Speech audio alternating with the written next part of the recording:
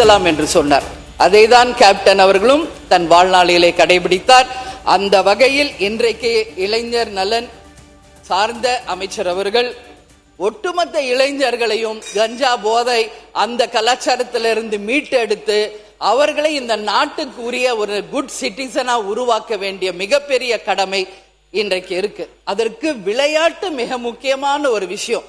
இன்னைக்கு யாரெல்லாம் விளையாட்டு துறையில சிறந்தபடியா இருக்காங்களோ அவங்க நிச்சயமா டிசிப்ளின்டா அவங்க வீட்டுக்கும் நாட்டுக்கும் ஒரு சிறந்த உதாரணங்களாக இருப்பார்கள் என்பதுல மாற்று கருத்து கிடையாது. ஏன்னா அந்த டிசிப்ளின் அந்த பிளே கிரவுண்ட்ல இருந்தே ஆரம்பிச்சிடும். அதனால விளையாட்டுத்துறை என்பது ஒரு மாணவருக்கும் மிக மிக முக்கியமான ஒரு விஷயம். அதே போல விவேகானந்தர் அவர்களையும் நம்மளுடைய ஐயா ஏபிஜே அப்துல் கலாம் அவர்களுமே இளைஞர்களை பற்றி தான் சொன்னார். கனவு காணுங்கள், அந்த கனவு ஒரு நாள் மெய்ப்படும் அப்படிங்கறத தெளிவாக அவர் இளைஞர்களுக்காக அவர் சொன்னதையும் இந்த நேரத்தில் நான் நினைவு கூற விரும்புகிறேன். இப்போ இந்த தொகுதியை பற்றி நான் சொல்லணும்னா, என்னுடைய கொளஞ்சியப்பர் அரசு கல்லூரி விளையாட்டு மைதானத்தை நவீனப்படுத்த வேண்டும். அது மட்டும் இல்லை, மங்களம்பேட்டை, விருதாச்சலம் கிராமப்புறங்களில் இருக்கின்ற அனைத்து விளையாட்டு மைதானங்களையும் மிக சிறப்பாக நீங்க அதை டெவலப் பண்ணி கொடுக்கிறப்போ ஸ்கூல் படிக்கிற பிள்ளைகளோட அந்த விளையாட்டும் அவர்களுக்கு மேம்படும். அதன் மூலம் அவர்களுடைய எதிர்காலம் சிறந்த முறையில் இருக்கும். அடுத்தது நெடுஞ்சாலைத்துறை. விருதாச்சலம் தொகுதியில தொட்டிக்குப்பம், சின்னப்பொரூர் இணைப்பு சாலைகள், தார் சாலை மற்றும் ஓடையில் சிறுபாலம் அமைத்து அரசு கட்டித்தர முன்வர வேண்டும். அதே போல கருவேப்பிலங்குறிச்சி தார் சாலை மற்றும் விருதாச்சலம் பகுதியில் இருக்கின்ற உளுந்தூர்பேட்டை சாலை, விருதாச்சலம் டு கடலூர் சாலை என்ற அனைத்தும் இருவழி சாலைகளாக மாற்றும் போது அனைவருக்கும் பயனளிக்கும். விருதாச்சலம் தொகுதி ஆலங்குடி மற்றும் பாலக்கொல்லை தார் சாலை முழுமையாக நீங்கள் சீர்படுத்தி தர வேண்டும் என்பதையும் இந்த நேரத்தில் சொல்றேன். அது மட்டும் இல்லாம விருதாச்சலத்துல வயலூர் மேம்பாலத்துல விபத்துகள் அடிக்கடி ஏற்படுவதால் அந்த இடத்துல நீங்க ஒரு சிறந்த சாலை அமைப்பை உருவாக்கணும். பாலங்கரை மெயின் ரோட்ல புக்குரைப்பேட்டை மின் விளக்குகள் அங்க சுத்தமா கிடையாது, இருட்டா இருக்கும். அந்த பகுதியில் மின் விளக்குகளை அமைத்து கொடுத்து மக்களுக்கும் அங்க ஆக்சிடென்ட்ஸ் ஆகாம இருக்க தடுக்கிறதுக்கு நீங்க வழிவகை செய்யணும். அதே போல விருதாச்சலம் கடலூர் மெயின் ரோட்ல பொன்னால் அகரம் டோல்கேட் கட்டண உயர்வு அறிவிப்பை மாநில அரசு கொண்டு வரணும். 15 ஆண்டுகளாக உபயோகத்தில் இருக்கின்ற வாகனங்களை மாற்றி புதிய வாகனங்களாக அரசு வழங்கும் போது அது எல்லா வகையிலும் அனைவருக்கும் பயனுள்ளதாக இருக்கும். விருதாச்சலம் தொகுதியில வேப்பலங்குறிச்சி, ஆலைத்துறைப்பட்டு, தீவளூர், சாத்துக்குடல் சாலையை சீரமைத்து தர வேண்டும் என்பதையும் என்னுடைய கோரிக்கையாக வைக்கிறேன். விருதாச்சலத்துல இன்னைக்கு மங்களம்பேட்டை வழியாக பரூர் தார் சாலை முழுவதும் இருவழி தார் சாலையாக அமைத்து தரணும் சொல்லி நான் கேட்டுக்கிறேன். அதே மாதிரி புதுக்கூரைப்பேட்டை மேம்பாலத்துல மின் விளக்குகள் இதுவரைக்கும் அமைக்கப்படவில்லை. மேம்பாலம் அமைச்சிட்டாங்க எவ்வளோ ரூபாய் செலவு பண்ணி, ஆனா ஒரு லைட் கூட அங்க கிடையாது. எனவே நான் அரசின் கவனத்திற்கு அதை கொண்டு வந்து மின் விளக்குகளை உடனடியாக அமைத்து தரணும் என்று என்னுடைய கோரிக்கையை வைக்கிறேன். அதே மாதிரி இன்னைக்கு நெடுஞ்சாலையில துறையில நம்ம பார்த்தோம்னா எல்லா பிரிட்ஜஸும் கட்டி இருக்கான் எவ்வளோ செலவு பண்ணி, ஆனா எந்த மெயின்டெனன்ஸும் இல்லாம அங்க வேர் விட்டு செடிகள் முளைக்க ஆரம்பிச்சிருக்கிறது என்பதை எல்லாருமே பார்த்திருப்பீங்க. ஒவ்வொரு வாட்டியும் நம்ம நெடுஞ்சாலையில நம்ம டிராவல் பண்ணும்போது அந்த பிரிட்ஜஸை நீங்க பாருங்க, பல கோடி செலவு செய்து அந்த பிரிட்ஜஸ், ஆனா இன்னைக்கு மெயின்டெனன்ஸ் இல்லாம அதுல வேர் விட்டு இன்னைக்கு ஒரு மரம் மாதிரி வளர்ந்து கொண்டிருக்கு. அது பாலத்துக்கே ஒரு ஆபத்தாக முடியும். எனவே அதை கவர்மெண்ட் ஒரு கருத்தில் கொண்டு அதை மெயின்டைன் பண்ணணும்னு சொல்லி நான் கேட்டுக்கிறேன். அதே போல அங்க பயணம் செய்யும் அனைத்து பயனாளிகளுக்குமே அந்த ரோடு ரொம்ப மோசமாக இருக்கிறது. நெடுஞ்சாலையில எல்லா இடத்திலும் குண்டும் குழியுமான சாலைகள். நெடுஞ்சாலைத்துறை, நகர சாலைகள், பேரூராட்சி சாலைகள், ஊராட்சி சாலைகள் என்று அனைத்து சாலைகளையுமே இந்த அரசு உடனடியாக மேம்படுத்த வேண்டும் என்பதையும் என்னுடைய கோரிக்கையாக இந்த நேரத்திலே நான் வைக்கிறேன். அதே மாதிரி இன்னைக்கு கட்டிடங்கள் அப்படின்னு சொன்னா, நாம் இங்க பேசிக்கிட்டு இருக்கிற இந்த கட்டிடமே ஆங்கிலேயர் காலத்துல கட்டின கட்டிடம். இட்ஸ் ஹெரிட்டேஜ் பில்டிங் அப்படின்றத நாம பெருமையோட பதிய வைக்கணும். அது போல தமிழ்நாடு முழுக்க இன்னைக்கு எத்தனையோ ஹெரிட்டேஜ் பில்டிங்ஸ் இருக்கு.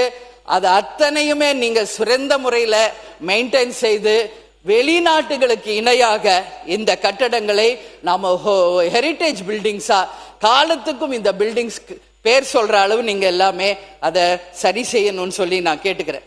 ஏன்னா இன்னைக்கு நம்ம தமிழ்நாடு முழுக்க போறோம், ஒரு கவர்மெண்ட் கட்டடத்தை பார்க்கிறோம், அதே ஒரு தனியார் கட்டடத்தை பார்க்கிறோம். ஆனா கவர்மெண்ட் கட்டடம் எந்த மெயின்டெனன்ஸும் இல்லாம பார்க்கும்போது இது கவர்மெண்ட் கட்டடம் அப்படின்னு சொல்ற அளவுல தான் இருக்கு. இதான் உண்மை. ஆனா இதே ஒரு தனியார் கட்டடம்னா எல்லா ஃபெசிலிட்டியோட சிறப்பா இருக்கு. என்னுடைய தாழ்மையான வேண்டுகோள், அனைத்து அரசு கட்டிடங்களும் தனியார் கட்டிடங்களை போல மிக சிறந்த முறையில மெயின்டைன் செய்து மக்கள் பயன்பாட்டிற்கு கொண்டு வரும் பொழுது புதுசா நம்ம கட்டடத்தை கட்டி அதுல செலவு செய்ய வேண்டிய அவசியம் இருக்காது. இது ஒரு சிறு கிராமத்திலிருந்தே, நம்மளுடைய சிறு கிராமத்திலிருந்து தொடங்கி நகரம் வரைக்கும் அது வரணும். அந்த கட்டிட பணியை நமது அமைச்சர் அவர்களும் நம்மளுடைய முதல்வர்களும் இதை கவனத்தில் கொள்ள வேண்டும் என்பதை நான் கேட்டுக்கிறேன். ஏன்னா நம்ம எல்லா இடத்துக்கும் நம்ம போறோம், கவர்மெண்ட் ஆபீஸ் ரொம்ப மோசமான ஒரு ஸ்டேஜ்ல தான் இருக்கு. அது மாதிரி இன்னைக்கு விருதாச்சலத்துல மிக முக்கியமான ஒரு கட்டடம், அதை பத்தி நான் பேசணும். அது அரசு அச்சகம். அது ஆங்கிலேயர் காலத்துல கட்டப்பட்ட ஒரு பில்டிங்கு. அது இன்றைக்கு அரசு அச்சகமாக மாறப்பட்டிருக்கு. அங்கதான் கவர்மெண்ட்டுக்கு வேண்டிய எல்லாமே அங்கதான், அதாவது கெசட்ல இருந்து ஒரு எல்லாமே ஒரு கவர்மெண்ட்ல என்னெல்லாம் இருக்கோ அங்க இருந்தால் டைப் ஆகி இன்னைக்கு தமிழ்நாடு முழுக்க வருகிறது. அந்த அளவு ஒரு பிரசித்தி பெற்ற ஒரு பில்டிங். அதை நிச்சயமாக அரசு கவனத்திலே கொண்டு அந்த கட்டிடத்தை மீண்டும் சிறந்த முறையிலே பழுதடைந்த நிலையில் இருந்து புதுப்பித்து தர வேண்டும் என்பதை இந்த அரசிடம் கேட்டுக்கொள்கிறேன். அதே மாதிரி விருதாச்சலம் அரசு மருத்துவமனையில பழமையான கட்டிடங்கள், அதை புதுப்பித்து தரணும். ஆண்கள் மேல்நிலை பள்ளி, அதுவுமே பல ஆண்டுகளுக்கு முன்பு கட்டப்பட்ட ஆண்கள் மேல்நிலை பள்ளி. நான் லாஸ்ட் டைம் போயிருந்தப்ப அந்த ஸ்கூலுக்கு போய் பார்த்தேன். ரொம்ப ஒரு பாரம்பரியமான ஒரு கட்டடம். ஆனா இன்னைக்கு சிதலமடைந்து அந்த கட்டிடங்கள் மிக மோசமான ஒரு நிலையில இருக்கு. அதை நம்பி எத்தனையோ குழந்தைகள் அங்க படிக்கிறாங்க. எனவே அரசு கவனத்தில் கொண்டு அரசு மேல்நிலை பள்ளியை புதுப்பித்து தர வேண்டும். விருதாச்சலம் தொகுதியில ஆல்ரெடி மேல்நிலை பள்ளி 6ஆம் வகுப்பு வரைக்கும் இருக்குது. அந்த கட்டிடங்களையும் நீங்கள் நிச்சயம் மேம்படுத்தி தர வேண்டும் என்பதையும் என் தொகுதி சார்பாக கேட்டுக்கிறேன். அதே மாதிரி விருதாச்சலம் நகரத்துல கால்நடை உதவி இயக்குனர் அலுவலகம் முற்றிலுமாக பழுதடைந்திருக்கிறது. அதை நிச்சயம் இந்த அரசு கவனத்தில் கொள்ளணும். அதே மாதிரி விருதாச்சல பவளங்குடியில உயர்நிலை பள்ளி கட்டிடம் கட்டும் பணி துரிதப்படுத்தணும். பாதியிலே நிக்குது. அதை நம்பி பல்வேறு வில்லேஜ் ஸ்டூடெண்ட்ஸ் வெயிட் பண்ணிட்டு இருக்காங்க. அதை முடித்து கொடுத்தால் அந்த மாணவர்களுக்கு ஏதுவாக இருக்கும். அதே போல விருதாச்சலம் தொகுதிக்கு உட்பட்ட நல்லூர் மேற்கு ஒன்றியம் சேதுவராயன் குப்பம் 2 நிமிஷம் முடிச்சிடங்க. சுகாதாரத்துறை நிலையம் பழுதடைந்து கட்டிடம் புதுப்பித்து தர ஆவண செய்யணும். இன்னைக்கு எல்லா கவர்மெண்ட் பில்டிங்ஸையும் இந்த அரசு கருத்தில் கொண்டு அதை எல்லாம் நீங்க சிறந்த முறையில பணியாற்றி அதை சிறப்பிக்கணும்னு சொல்லி நான் கேட்டுக்கிறேன். நெடுஞ்சாலைத்துறையின் கீழே பணியாற்றி வரும் சாலை பணியாளர்கள் நீண்ட கால கோரிக்கைகளை வைத்து மாம்பட்டத்தின் கவனத்திற்கு கொண்டு வர விரும்புகிறேன். இந்த நேரத்தில் சாலை பணியாளர்கள் சார்பாக தமிழ்நாட்டில் சாலைகள், பாலங்கள் மற்றும் பொதுமக்களின் பாதுகாப்பை உறுதி செய்வதில் சாலை பணியாளர் பங்கு மிக முக்கியமானது. அவங்க வெயில் மழை எதையும் பார்க்காம வேலை பார்க்கறாங்க. அவர்களுக்கு உரிய அனைத்து கோரிக்கைகளையும் அரசு நிறைவேற்றணும் சொல்லி நான் கேட்டுக்கிறேன். மாத பணி நீக்க காலத்தை பணிக்காலமாக முறைப்படுத்த வேண்டும். அதே போல 41 மாதம் பணி நீக்கம் செய்யப்பட்டிருந்த காலத்தை உயர்நீதிமன்ற தீர்ப்பின் அடிப்படையில பணிக்கால கணக்கிட்டு ஊதியம், பணப்பலன்கள் மற்றும் ஓய்வூதிய பலன்களுக்கு உரிய முறையில் கணக்கில் எடுத்துக்கொள்ள வேண்டும் என்பதையும், உயர்நீதிமன்ற தீர்ப்பு இருந்தும் அது முழுமையாக நடைமுறைப்படுத்தாத நிலை இருப்பதால் அரசு உடனடியாக அதை அரசாணை புதுப்பித்து இந்த பிரச்சனைக்கு தீர்வு காண வேண்டும் என்றும், நெடுஞ்சாலைத்துறையில் காலியாக உள்ள சாலை பணியாளர்கள் பணியிடங்களை உடனடியாக நிரப்ப வேண்டும் என்றும், நெடுஞ்சாலைத்துறையில் சாலை பணியாளர்களுக்கான பணியிடங்கள் அதிக அளவில் காலியாக இருக்கிறது, அதையும் அரசு கருத்தில் கொள்ள வேண்டும் என்று கேட்டுக்கொள்கிறேன். சாலை பராமரிப்பு பணிகளுக்கு தேவையான பணியாளர்களின் எண்ணிக்கையை கருத்தில் கொண்டு உடனடியாக அந்த காலி பணியிடங்களை நீங்கள் நிரப்பணும். அது மட்டுமில்ல, அந்த பற்றாக்குறையை நீக்கி சாலை பணிகளை துரிதமாக்க வேண்டும் என்பதை கேட்டுக்கொள்கிறேன். அதே போல இன்னைக்கு பதவி உயர்வில் 25% வாய்ப்பை தொடர்ந்து வழங்க வேண்டும் சாலை ஆய்வாளர்களுக்கு. அதே மாதிரி பணியாளர்களுக்கு ஆண்டுதோறும் சாலை ஆய்வாளர் பதவிக்கு வழங்க வந்த 25% பதவி உயர்வு வாய்ப்பை தொடர்ந்து நடைமுறைப்படுத்த வேண்டும். பல ஆண்டுகளாக சாலை பணியாளர்களாக பணியாற்றும் அனுபவம் பெற்றவர்களுக்கு பதவி உயர்வு செய்து தர வேண்டும் என்பதையும் கேட்டு, இந்த நெடுஞ்சாலை துறையை அரசு கட்டுப்பாட்டில் தொடர்ந்து நடத்த வேண்டும். அதாவது தமிழ்நாடு நெடுஞ்சாலை ஆணையத்தை கலைந்து துறையை அரசு கட்டுப்பாட்டில கொண்டு வர வேண்டும். நெடுஞ்சாலை துறையின் பணிகள் முழுமையாக அரசின் கட்டுப்பாட்டில் கொண்டு வர வேண்டும். அது மட்டும் இல்லாமல் நெடுஞ்சாலையில் இருக்கின்ற தமிழக அரசின் 2 மினிட்ஸ் இன்னும் நான் ஒரு பத்தி பண்ணா, அதே மாதிரி 338 அடிப்படையில் 28/8/2010 முதல் சாலை பணியாளர்களின் பணிப்பெயர் மற்றும் பணித்தகுதி முறையில சீர்படுத்த வேண்டும். சாலை பணியாளர்களுக்கு 10% ஆபத்து படி வழங்க வேண்டும் என்பதையெல்லாம் அவர்கள் சார்பாக இங்கு கேட்டுக்கொள்கிறேன். அதே மாதிரி இங்க 41 மாத பணி நீக்க காலத்தை பணிக்காலமாக முறைப்படுத்த காலியாக உள்ள சாலை பணியாளர் பணியிடங்கள் 25% சாலை ஆய்வாளர் நெடுஞ்சாலை ஆணையத்தை கலந்து அரசின் நேரடி கட்டுப்பாடு சாலை பணியாளர்களின் பணிப்பெயர் மற்றும் பணி பகுதி முறைப்படுத்துதல் ஆகிய கோரிக்கைகளை இங்கு நான் கேட்டுக்கொள்கிறேன். மனித வளத்துறையின் சார்பாக இங்க நான் கேட்டுக்கொள்வது என்னன்னா, இங்க மனித வளத்தை மேம்படுத்த அரசு எடுக்கும் நடவடிக்கை எங்கள் தொகுதி மக்களுக்கு கிடைத்திட வழிவகை செய்ய வேண்டும். மாணவர்களுக்கு காலை உணவு திட்டம், மதிய உணவு திட்டம் மற்றும் மனித வளத்தை மேம்படுத்த உதவுவதால் விருதாச்சலம் தொகுதியில் உள்ள பள்ளிகளுக்கு நீங்கள் எல்லா வகையிலும் முன்னுரிமை தர வேண்டும் என்று கேட்டுக்கொள்கிறேன். மனிதவள மேம்பாட்டு மாணவர்களுக்கு விடுதியில் வழங்கும் உணவு முறையில் அரசு மிக மிக கவனம் செலுத்த வேண்டும் என்பதை கேட்டுக்கிறேன். மனிதவள மேம்பாட்டு உதவியாக அம்மா உணவகம் தொடர்ந்து செயல்பட வேண்டும். அது மக்கள் விரும்பும் ஒரு திட்டம். எனவே அதையும் அரசு கருத்தில் கொள்ள வேண்டும். புதிய மற்றும் பணிபுரியும் அரசு ஊழியர்கள் தங்கள் திறனை வளர்த்து கொள்ள நிர்வாக பயிற்சி வழங்க வேண்டும் என்பதையும் கேட்டுக்கிறேன். அதே மாதிரி முதலமைச்சர் கூட ஒரு கவர்மெண்ட் ஹாஸ்டலை போய் ஆய்வு செய்தார். இன்னைக்கு தமிழ்நாடு முழுக்க இருக்கின்ற எல்லா boys and girls government hostels மிக மிக ஒரு எந்த விதமான சுகாதாரம் இல்லாத பில்டிங்ல இருக்கு. உடனடியாக அது அரசு கவனத்தில் கொண்டு எல்லா கவர்மெண்ட் ஸ்கூல்ஸ், அதே போல காலேஜஸ், அதே போல பாய்ஸ் அண்ட் கேர்ள்ஸ் ஹாஸ்டல்ஸ் எல்லாமே நன்றி சொல்றேன். அரசு ஊழியர்களுக்கு திறனை மேம்படுத்த ஆன்லைன் மூலம் பயிற்சி தரணும். ஊழியர்களுக்கு உழைப்புக்கேற்ற ஊதியம் தரணும். வெளிப்படைத்தன்மை, விரைவான சேவை, தனிநபர் வருமானம் மற்றும் வறுமை ஒழிப்பு ஆகியவற்றை நீங்கள் கொண்டு வர வேண்டும் என்பதை கேட்டுக்கிறேன். அதே மனித வளத்தின் மூலம் ஒரு 4 பாயிண்ட் நான் சொல்லணும். இங்க எல்லா இடத்துலையுமே நான் அன்னைக்கு 3 நாளா எனக்கு வாய்ப்பு கிடைக்கல. 2 பாயிண்ட் மனித வளத்தின் மேல நான் சொல்லணும். கர்நாடகாவில் 3 பேர் கொலை செய்யப்பட்டது தமிழ் மக்களுக்கு மிகப்பெரிய இது வேதனைக்குரிய விஷயம். அந்த மக்களை நிச்சயம் காப்பாற்றணும். ஏன்னா செம்மரக்கட்டை வெட்டினாலும் ஆந்திரால தமிழ் மக்களை வெட்டுறாங்க, கர்நாடகாவிலையும் வெட்டுறாங்க.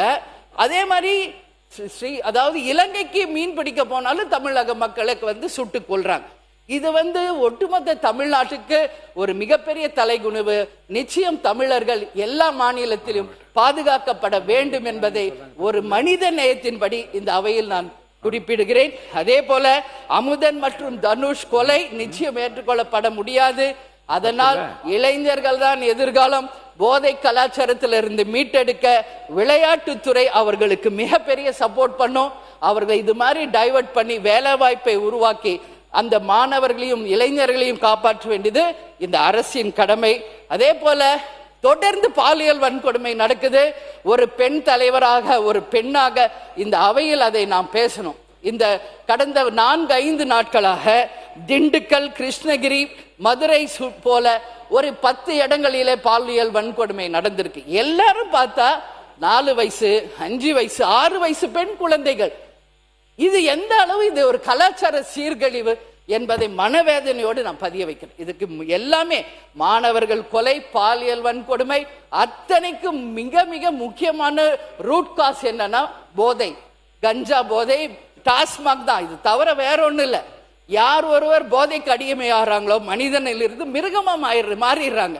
அந்த மிருகத்துக்கு எதுவுமே தெரியாது. தாய்க்கும் தாரத்துக்கும் எவன் ஒருவருக்கு வித்தியாசம் தெரியலையோ அவங்க தான் இன்னைக்கு 4 வயசு 2 வயசு 9 வயசு குழந்தைகளை பாலியல் வன்கொடுமை செய்யறவங்களுக்கு ஏற்கனவே நான் ஒரு பொதுக்கூட்டத்தில் பேசியிருக்கேன். அதை இங்க சொல்லணும்னு நினைக்கல. ஏன்னா என்கவுண்டர் தான் அதுக்கு தீர்வு என்பதை பல இடங்களில் நான் பதிய வச்சிருக்கிறேன். அதனால அது ஒண்ணுதான் தீர்வு. பெண்களாக அத்தனை பேர் இன்னைக்கு கொதிச்சு போயிருக்காங்க. அதுல ஒரே ஒரு உதாரணம் இன்னைக்கு நான் சுட்டி காட்டணும். திண்டுக்கல்ல தன் பேத்தியை தொடர்ந்து பாலியல் வன்கொடுமை செய்த ஒருவரை பல்வேறு வாட்டி அந்த அம்மா எச்சரிச்சும் அந்த ஆள் திருந்தல. அந்த அம்மா இங்க வச்சிருந்த ஒரு அரிவாள் எடுத்துட்டு போய் வெட்டினாங்க. அந்த அம்மா தான் வீர நாச்சியார், வேலு நாச்சியாராக நான் பாக்குறேன்.